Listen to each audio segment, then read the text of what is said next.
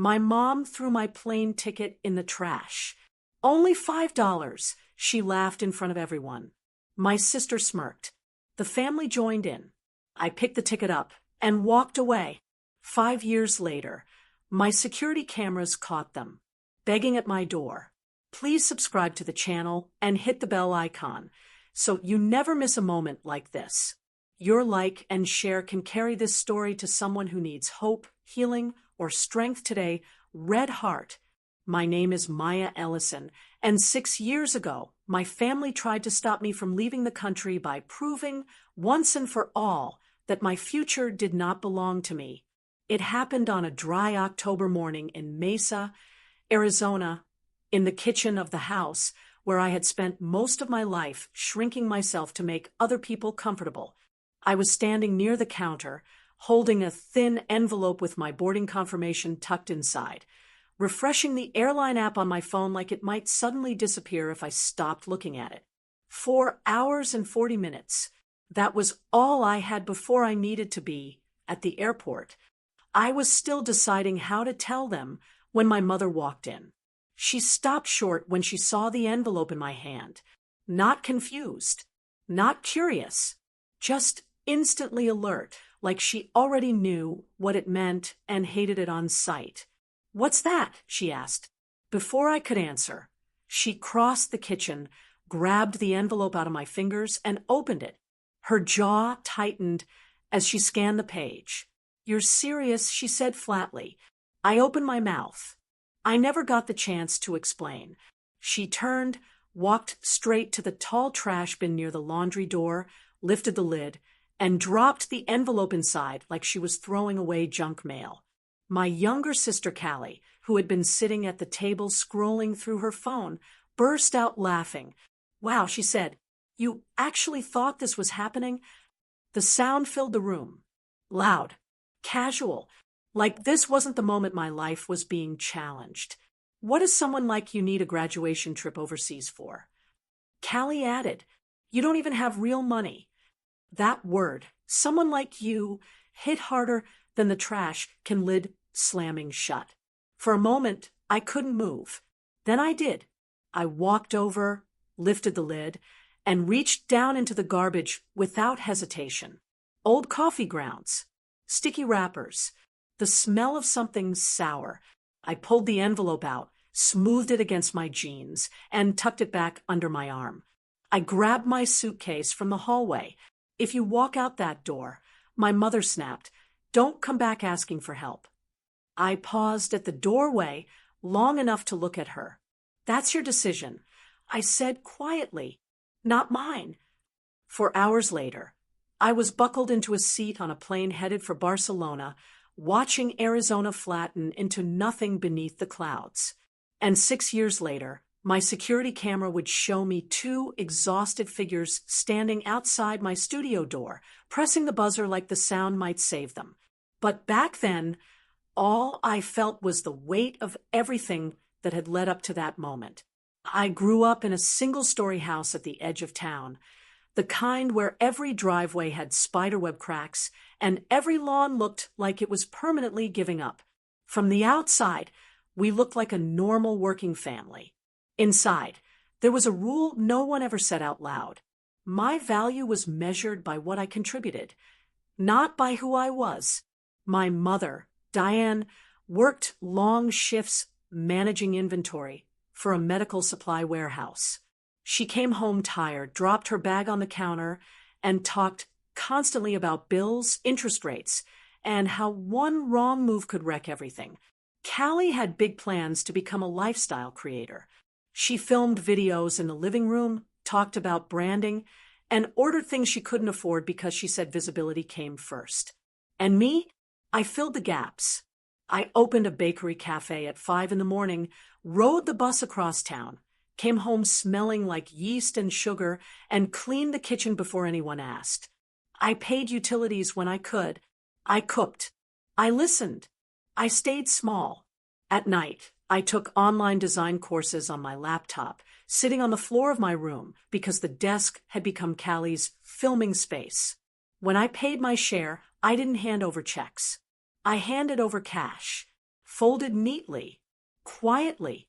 Diane never counted it in front of me. She just took it, sighed, and said it wasn't enough. Callie used to joke that if I wanted respect, I should monetize my hobbies. On paper, we were a family helping each other. In reality, I was an unspoken resource. I didn't talk about Barcelona at first. The opportunity felt fragile, like if I said it out loud, it would be crushed before it had the chance to breathe. I had applied to a European Design Institute, almost on impulse, submitting projects I'd created at 2 a.m. while the rest of the house slept. When the acceptance email came, with a partial grant and a place in their final showcase, I reread it so many times I memorized the formatting. Someone outside my last name thought I was worth something. When I finally told my mother, she didn't smile. She read the email, then set the phone down like it offended her. "Who's paying for your responsibilities while you go play student overseas?" she asked. I explained the numbers, the grant, my savings, the timeline. She waved it off. Callie laughed. "At least I'm building something real," she said, "not begging institutions to notice me." Begging. That word followed me everywhere after that.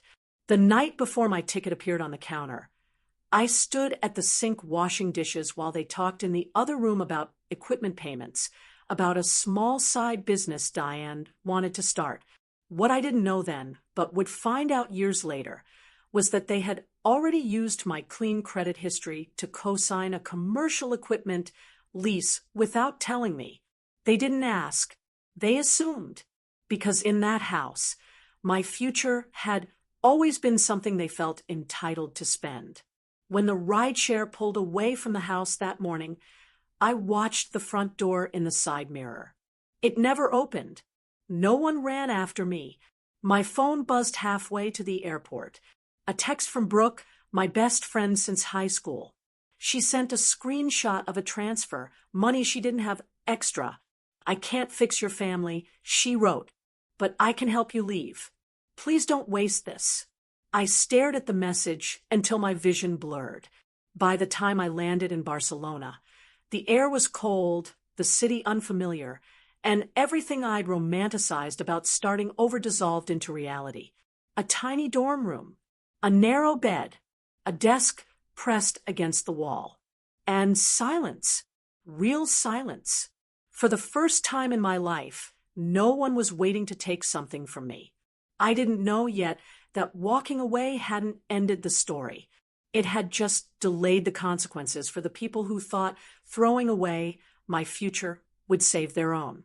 Barcelona did not welcome me gently. It tolerated me. That first month felt like a constant math problem I could never quite solve. Every euro mattered. Every meal came with a calculation attached. My grant covered tuition and a portion of housing, but it did not cover groceries, transit passes, or the small emergencies that stack up fast when you are alone in a foreign city. The silence I had craved came with an echo. I spent my mornings in class and my afternoons walking block after block, resume printed on cheap paper, rehearsing the same broken Spanish introduction over and over.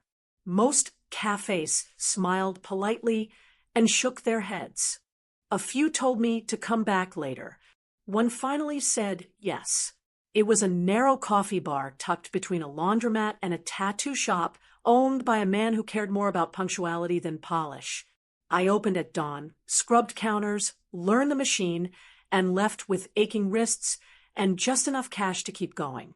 At night, I worked on my final project for the Institute, large format mixed media pieces about displacement, ownership, and what it feels like to have your life redirected without consent.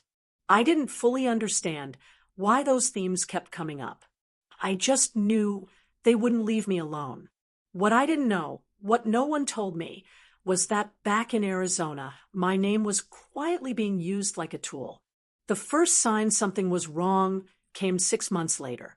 I was standing in line at a mobile carrier shop trying to downgrade my phone plan when the employee frowned at his screen. "Your credit score has changed recently," he said. I laughed, assuming it was a mistake. It shouldn't have. I don't use credit. He turned the monitor slightly toward me. There it was. A new account. Commercial equipment lease. Active. Delinquent. My stomach dropped so fast it felt physical. I left the store shaking, sat on the curb outside, and opened my banking app, my email, anything that might explain it. There were no notifications because the paperwork hadn't gone to my email. It had gone to my mother's address.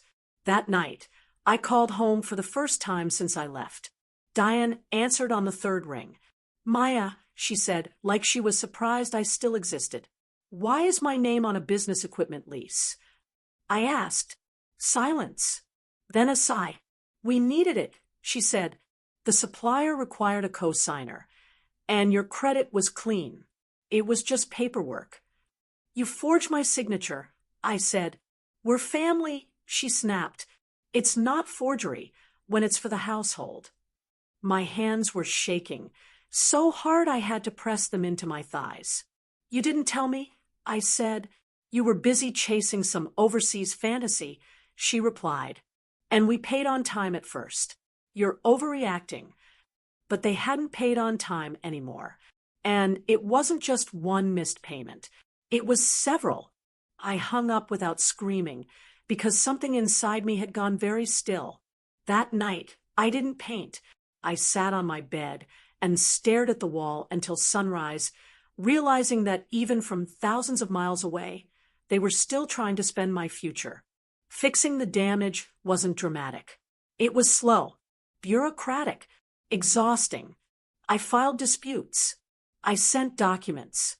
I worked extra shifts. I ate instant noodles for weeks.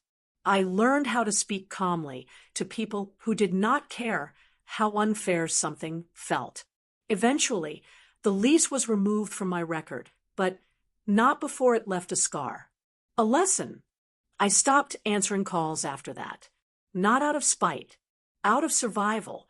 The Institute's final showcase arrived during one of the hardest weeks of my life. I was running on caffeine, anxiety, and the stubborn refusal to go back. My piece, unclaimed asset, hung on the far wall. Layers of printed contracts, shredded signatures, and a central figure holding a document with no name attached. I stood near it, pretending not to watch people's reactions. Most passed by. A few slowed down. One woman stopped completely. She introduced herself as Renata Silva, a curator visiting from Lisbon. She asked me where the materials came from. I told her the truth, minus the details that still hurt too much to say out loud. She nodded slowly. "People underestimate how violent paperwork can be," she said. A month later, she emailed asking if I would be interested in a residency opportunity in Brooklyn connected to a small collective focused on narrative-driven art. I read the message 3 times before responding. By the time I arrived in New York, 2 years had passed since the plane ticket incident. I was older, quieter, less willing to explain myself. Brooklyn was overwhelming, loud, crowded, unapologetic, but it felt honest in a way Phoenix never had. Nobody asked me to be smaller. Nobody expected access to my time, money, or identity just because they shared my blood. The collective space was raw and unfinished. Exposed brick, concrete floors, a single desk that doubled as a meeting table. And for the first time, my work wasn't dismissed as impractical. It was invited. Back in Arizona, everything started to crack without me there to hold it together. The equipment lease I had refused to cover became unmanageable. The side business never took off. Credit cards filled the gaps. Minimum payments multiplied. Diane's hours were cut. Callie kept filming, kept ordering, kept insisting that visibility was just around the corner. But the bills didn't care about optimism. The house went first, then the apartment, then the excuses. By the time my name appeared on an online article announcing the opening of Ellison's studio, They were already choosing which belongings to abandon. The headline mentioned my background, my move, my work reclaiming stolen agency. It didn't mention them. That part hurt more than they expected. The day my security app buzzed while I was hanging a new piece, I already knew before I opened it. 2 figures. Older. Thinner. Standing too close together. My mother and sister. At my door. I didn't feel triumphant. I felt prepared. Because walking away hadn't been revenge. It had been practice. The doorbell rang again. Sharp. Insistent. Like whoever was on the other side believed persistence could still buy access. I stood in the middle of the studio with my phone in my hand, watching the live feed. The camera angle wasn't flattering. It never is. It strips people down to posture and patience. My mother, Diane, stood closest to the door, shoulders pulled tight like she was bracing against cold, even though it wasn't that cold outside. Callie hovered half a step behind her, arms folded, weight shifting back and forth like she was ready to bolt if this went wrong. They looked smaller, not physically exactly, more like the world had finally stopped rearranging itself around them. Everything okay? Jonah, one of the artists in the space, asked from across the room. Yeah, I said. I'll handle it. My voice didn't shake. That surprised me. I set the phone down, wiped my palms on my jeans, and walked toward the door. Every step felt deliberate, like I was placing it carefully in a new version of my life that had room for choice. I didn't open it right away. I leaned in and looked through the glass first. Diane saw me and straightened instantly, smoothing her jacket like she used to before parent-teacher meetings. Callie's eyes flicked past me, already scanning the studio behind the door. That old instinct to assess value hadn't left her. I opened the door just enough to step into the doorway, keeping the studio behind me. Hi, I said. Maya, my mother replied, relief flooding her face. Thank God. I didn't move aside. For a second, none of us spoke. Then Callie laughed, one short, nervous sound. So this is real, she said. You actually did it. I nodded. I did. The silence stretched again. Finally, my mother cleared her throat. We came a long way, she said. We just want to talk. We can, I said, right here. Her eyes flicked to the sidewalk, then back to me. Not inside. No. Callie's mouth tightened. You're serious. I am. It wasn't said with anger. It was said with clarity, and somehow that made it land harder. They told me the story I already knew, just with different wording. How things had got complicated. How the lease had spiraled. How losing the house hadn't been anyone's fault. How they just needed a little help to stabilize. I listened without interrupting. When they finished, my mother looked at me like she was waiting for something, sympathy, maybe, or permission. What do you want from me? I asked. Callie answered first. We need somewhere to stay. Just for a bit. You have space. The assumption sat there between us, heavy and familiar. I don't, I said. My mother frowned. Maya. I don't, I repeated. And even if I did, that wouldn't be an option. Her face hardened. So you're just going to abandon us? I didn't raise my voice. I didn't defend myself. No, I said. I'm refusing to repeat a pattern. Callie scoffed. Must be nice to have principles when you're doing well. That one almost got me. Almost. Instead, I took a breath and said, you used my identity. You signed my name to a contract without asking me. You put my future at risk, so you wouldn't have to change yours. My mother flinched. That was family, she said weakly. That was theft. I replied. The word hung there, undeniable. Callie opened her mouth, then closed it. For the first time, neither of them had a quick comeback. I'm not here to punish you, I said, but I'm not here to save you either. My mother's eyes filled. So what? We're just supposed to figure it out. Yes. The answer was simple. That didn't make it cruel. I can connect you to resources. I continued. Work programs. Housing assistance. The same systems everyone else uses. Callie stared at the ground. A shelter? A starting point, I said. My mother shook her head. After everything I did for you. I met her gaze. You did what parents are supposed to do when I was a child, and I'm grateful for that. But you also taught me that love came with conditions. I'm done paying for that lesson. The air felt tight, cold. Callie finally looked up, eyes red. You really changed, she said. No, I replied. I stopped apologizing. They didn't accept the offer immediately. They argued. They cried. They accused. I stayed still. Eventually, something shifted. Not forgiveness. Not reconciliation. Reality. Callie's voice dropped. I don't want to keep pretending everything's fine when it isn't. My mother's shoulders sagged. What do we have to do? I told them. Show up. Follow rules. No special treatment. No access to my finances. No using my name for anything. They agreed because they didn't have another option. That was the difference. The first day they arrived at the partner center, they didn't come through my studio door. They came through the side entrance, holding intake forms and IDs like everyone else. I watched from across the room as my mother was handed a mop and a schedule, as Callie stacked chairs and listened instead of talking. They didn't look special. They looked human. And for the first time in our lives, that was enough. If you had told me years earlier that the most unsettling part of seeing my mother again would be watching her scrub paint water off a concrete floor, I wouldn't have believed you. But that's what stuck with me. Not the arguments.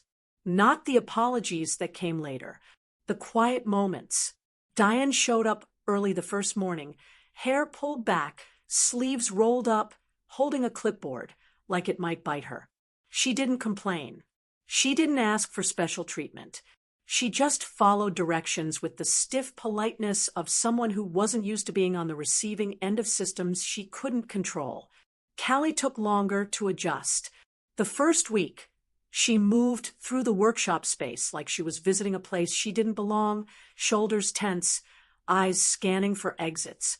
She stacked chairs too loudly, wiped tables too fast.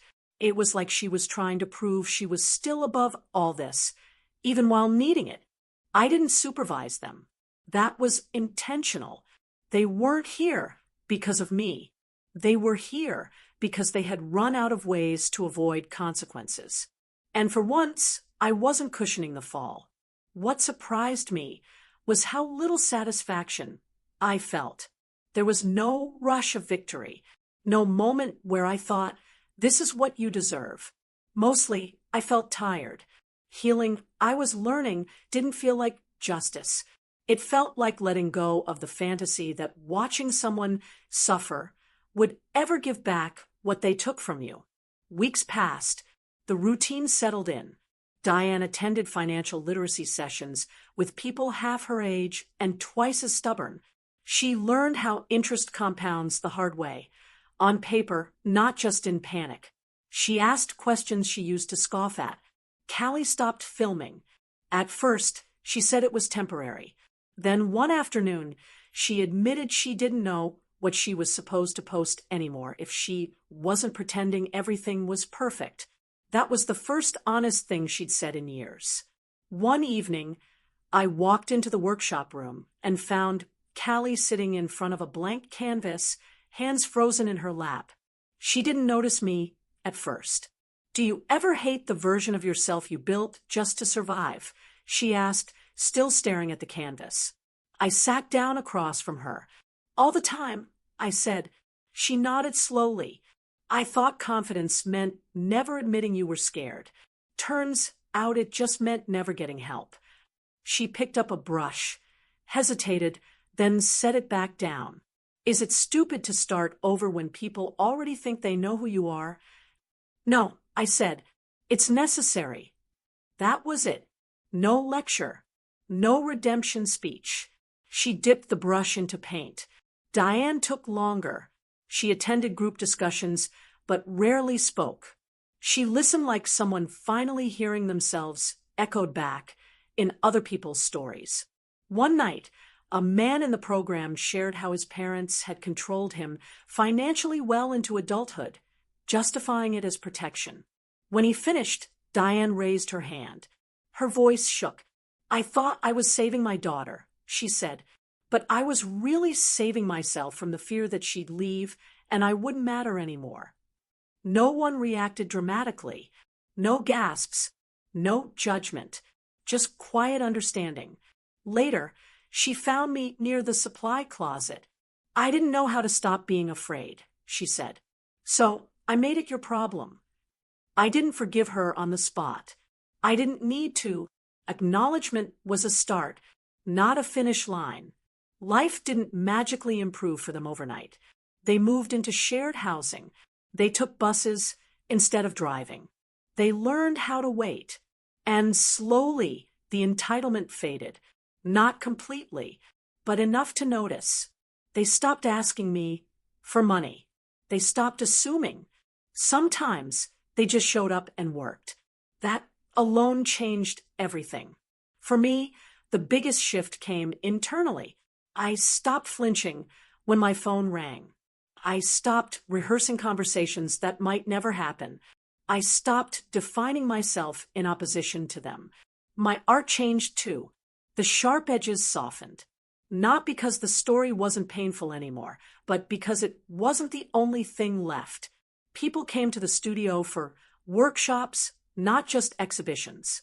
They shared stories about families who'd used them up, systems that had failed them, dreams that had been mocked into silence.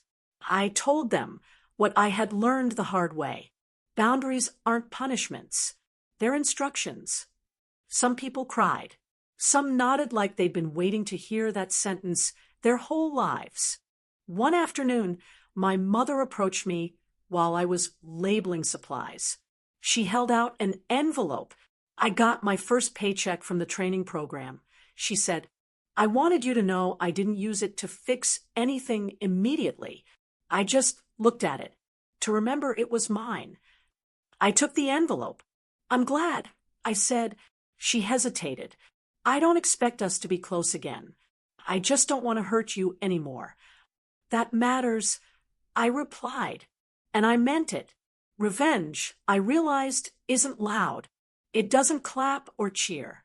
It doesn't come with a soundtrack. Real revenge is waking up one day and realizing someone else's opinion no longer dictates your choices. It's watching the people who once controlled you learn how to stand without leaning on your spine, and choosing not to collapse just to make them comfortable. Time didn't heal everything. It clarified things. 3 months passed, then 6. The seasons shifted in ways I used to miss when my life revolved around reacting to emergencies that weren't really emergencies, just the fallout of other people's choices. Diane stayed in the transitional housing program longer than required. She said it helped her remember structure. I think it helped her remember humility. Callie found a part-time job at a local print shop. No audience, no filters, just deadlines and ink-stained hands. She stopped introducing herself with a backstory and started letting the work speak. I didn't manage their progress. That part mattered. I learned to observe without intervening, to care without rescuing, to stay present without surrendering control over my life again. That balance was harder than anger ever had been. One afternoon, Callie asked if we could talk, really talk. We met at a cafe across from the river. Neutral ground. No nostalgia attached. She arrived early, notebook already open, pen tapping against the page. I've been writing things down, she said. Not for content. Just so I don't forget what accountability feels like. I nodded. She took a breath. I used your identity because I thought you were strong enough to absorb the damage. I convinced myself that meant I wasn't hurting you. I waited. I was wrong. No excuses followed. That was new. I don't need you to forgive me, she continued. I just don't want to be the kind of person who repeats this. I looked at her hands. They were steady. That's on you, I said, but it's a good place to start. She smiled, not the performative kind, just small, real. My mother and I had fewer conversations, but they were quieter. Once a week, sometimes less. We talked about logistics, weather, work. One night, she asked me how I learned to stop being afraid. I didn't, I said. I just stopped letting fear make my decisions. She nodded slowly, like she was filing that away for later. The real test came when Diane qualified for independent housing. She had a choice: a smaller place near her job, or something larger, farther away, if someone co-signed. She didn't ask me. She chose the smaller place. When she told me, her voice held something close to pride. I wanted to know I could do it without borrowing stability from you, she said. I felt something loosen in my chest. That was growth. There were still moments that stung. Family gatherings I didn't attend. Holidays that felt quieter than I expected. But peace, I learned, isn't loud. It doesn't announce itself.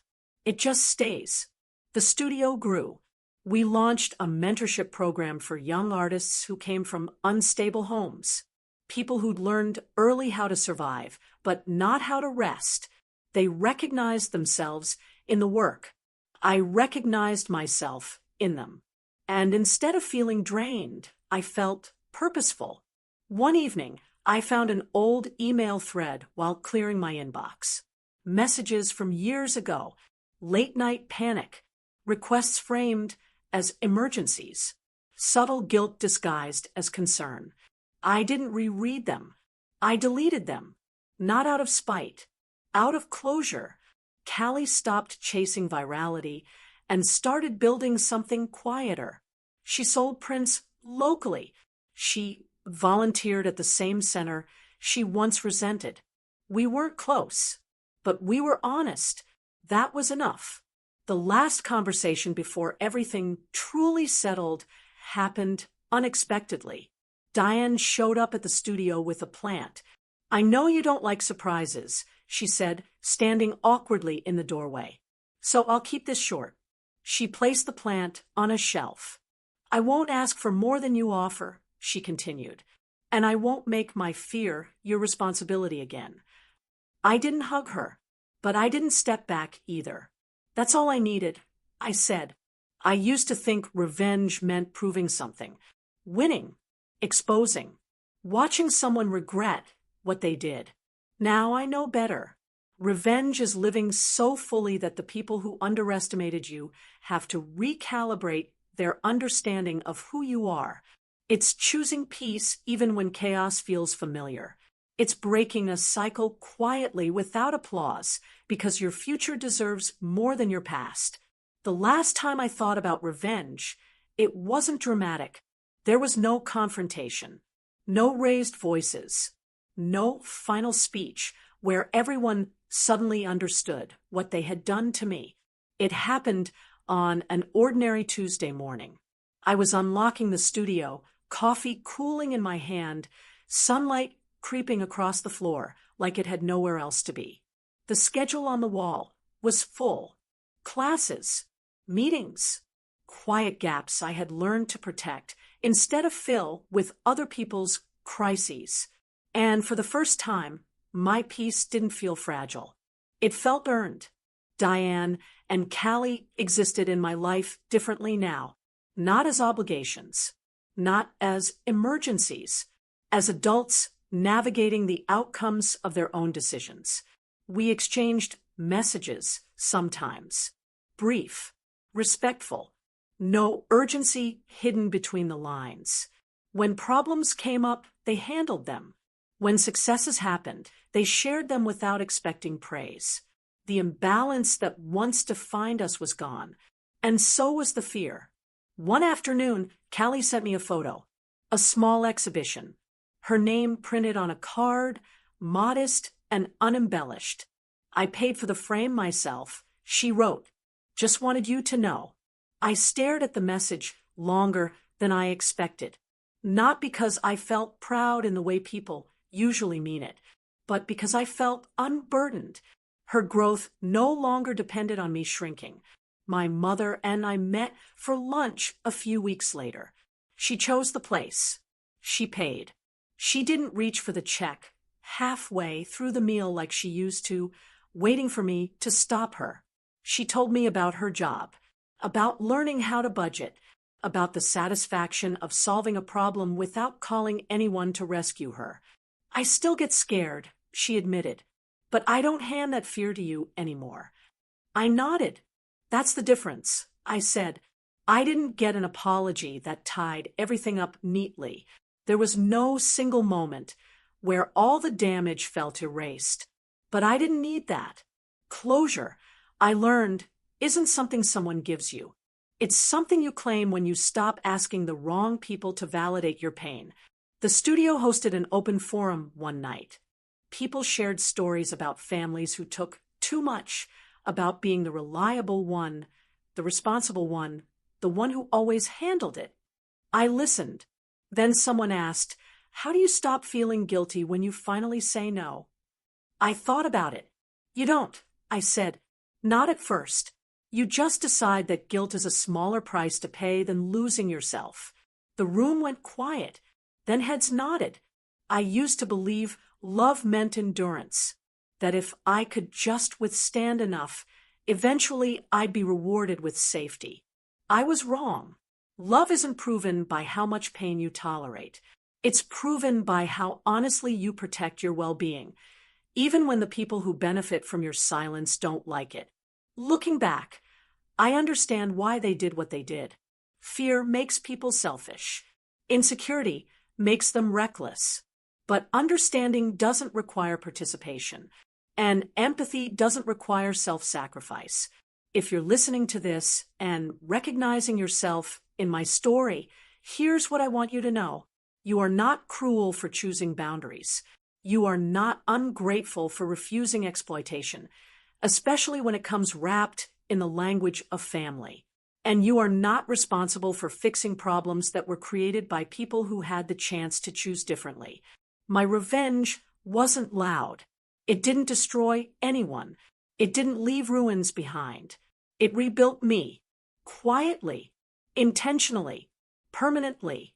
And the day I realized I no longer needed their approval to move forward, that was the day the story truly ended.